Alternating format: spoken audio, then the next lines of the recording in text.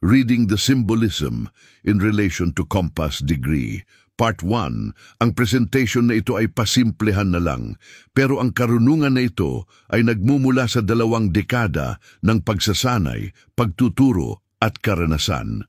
Huwag na nating gawing komplikado ang lahat. Ito ay isang illustration na may 3 aspeto.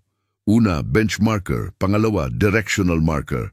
Pangatlo, symbolism na hatid nito sa kanyang orientation, expression at emphasis. Una, tungkol sa nagsasabi na magsusukat lahat mula sa isang benchmarker.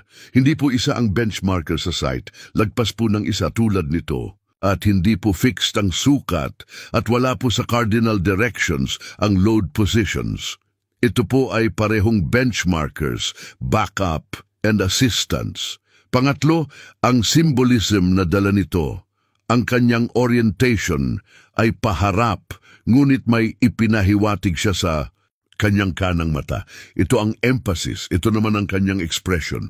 Mukhang pakiling o nabibigatan sa kanang bahagi o tulad ng isang sasakyan, naghanda siyang babalik sa kanyang pinagmulang direksyon, kaya naghanda siyang pipihit sa kanan.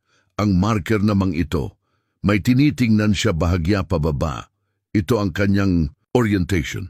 Ang kanyang expression naman ay bukod sa may tiningnan, ay mukhang magbabago ang kanyang direksyon o pipihit pa kanan. Ang emphasis nito ay nasa kanyang likuran o orientation sa katawan. Ang kanyang likod ay nakadome o arko. Ibig sabihin, nasa likuran niya ang kwarto na pinaglalagyan ng deposito. Reading the